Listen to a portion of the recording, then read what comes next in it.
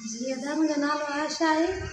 मसलो यो आ त मुझे मन सगो बेगो भाव आ जिखे मा न्याणी दिनी है सो मुसा सही न तो हले न्याणी घरों असा के धक्का नहीं कढी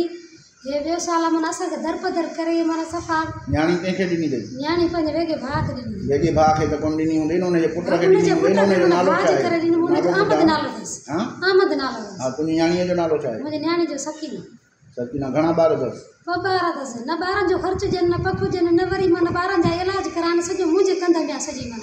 हाने जेके खून छोकरी के तो हले त हाने उन जो जिम्मेवार केरा मन त इलाज भी न था कराए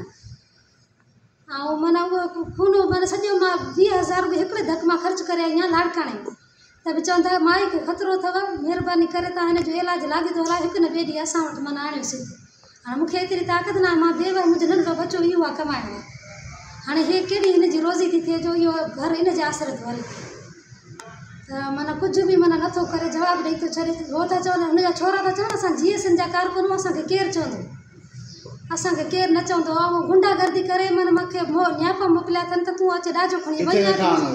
जी किथे वेठा आहिनि मां हाणे दादू में वेठी उहे तुंहिंजा जेको न्याणो आहे उहो किथे वेठो आहे उहे वेठा आहिनि सिकंदर कॉलोनी कहिड़ी सिकंदर कॉलोनी मेहर सिकंदर कॉलोनी उनजा नाला छा आहिनि नालो पंहिंजो अथसि मास्तर मोहम्मद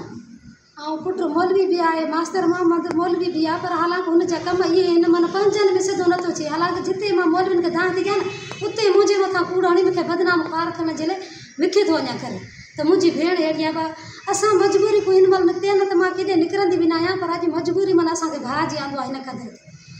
मन सफ़र हेॾो न्याणी जो मुंहिंजे जो मसइलो आहे ज़िंदगी जो ख़तरो आहे हाँ यो मुझे बयान रिकॉर्ड कयो वञे यो मुझे बयान मन एतिरो त माना आई जी डी जी ऐं यो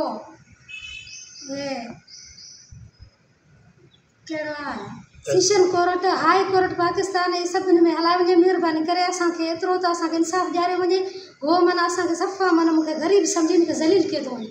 न कंहिं बिरादरी जो था ॿुधनि उते बि मुंहिंजे मथां मन कूड़ हणी बीह थो वञे त मन अधी अहिड़ी आहे बसि मां न कंदुसि